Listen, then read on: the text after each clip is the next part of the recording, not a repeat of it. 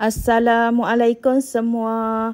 Hari ni saya nak kongsikanlah cara saya buat kari ikan sarding. Okey, jom kita tengok caranya.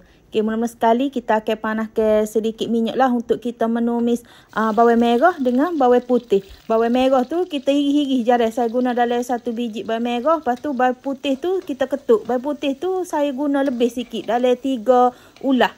Kalau kita nak buat kari ikan sarding ni, kita lebihkan bawang putih sikit deh untuk rasa lagi sedap.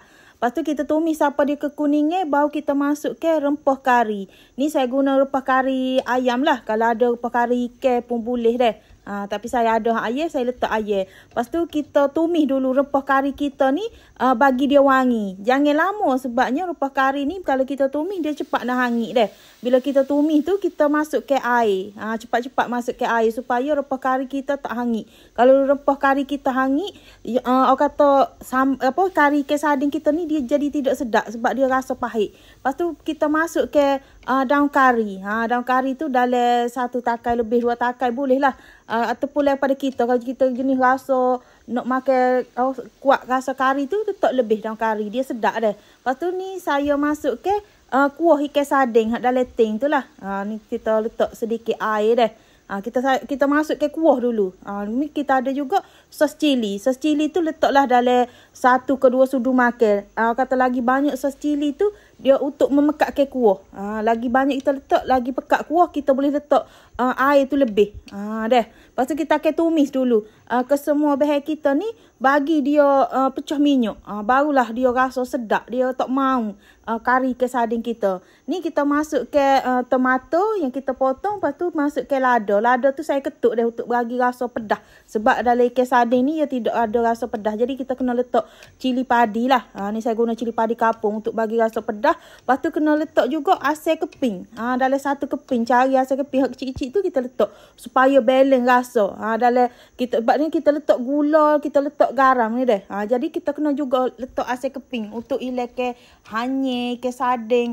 Jadi kena kata sedap lah, sedap rasa lah kita buat ni dah. Ni kita kacau, kita biarkan dia mendidih dulu. Lepas tu kita masukkan air. Air ni ikut kita nak, macam kalau kita nak kuah yang banyak, kita letak lebih air tu. Sebab tu kita kena letak sos cili tadi untuk pekatkan kuah. Sebabnya kita akan masukkan air dah. Macam saya, kalau saya buat ikan sarding, saya akan letak air tu lebih sebab kita nak makan kuah banyak. Kuah ikan sarding ni dia sedap dah. Kita makan nasi memang sedap. Ni kita masukkan pula isi ikan. Tadi kita masuk dulu kuah. Ni kita masuk pula isi ikan sarding. Saya guna 1 ting besar lah. 1 ting besar. Kalau awak nak kata banyak, awak gandakan je lah resepi yang saya bagi ni. Ni kita kacau. Kata kacau manja-manja je. Jangan kacau kuat sebabnya ikan sarding kita tu dia lembut. Ikan sarding ni memang dia lembut dah. Lepas tu kalau kita tak kacau dia, kita biarkan dia mendidih agak lama pun dia tak hacur. Cuma kita jangan kacau. Jangan kacau bagi dia hacur. Kalau kita mendidih bagi dia lama, dia tak ada masalah pun. Dia tidak akan hacur pun dah. Ni saya bagi dia kata mendidih betul-betul rasa bahan kita tumis tadi, bagi tomato kita tu layu. Memang sedap lah rasa dia tu, bagi cukup rasa dah. Rasa masin, manis, masak tu orang kata selera untuk kita makan. Ikut cita rasa masing-masing lah. Kalau jenis tak suka rasa manis, tak payah letak. Macam saya kena ada rasa sedikit manis. Baru memang orang kata sedap lah kalau kita makan tu dah jadi selera.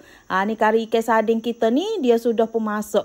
Lauk yang orang kata sangat-sangat mudah untuk kita buat. Kadang-kadang kita ni sehari-hari memang kata tak tahu nak makan lauk apa.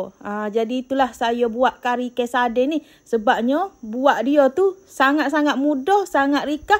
Yang penting rasa dia tu sedap. Buatkan kita tu rasa selera nak makan. Tambah-tambah anak-anak kita orang kata suka makan ikan sarding gini deh. Lepas tu kalau kita buat ikan sarding gini, kena ada telur dadah. Lepas tu ada sambal belacan pula. Memang orang kata makan tu boleh menambah. Tak perlu pun nak lauk-lauk lain dah. Hanya kata lauk ringkas-ringkas lagu ni. Buatkan kita ni selera dah. Okeylah, kepada yang dah menonton video saya ni, saya harap jangan lupa subscribe, like, komen dan share video saya. Okey, terima kasih semua.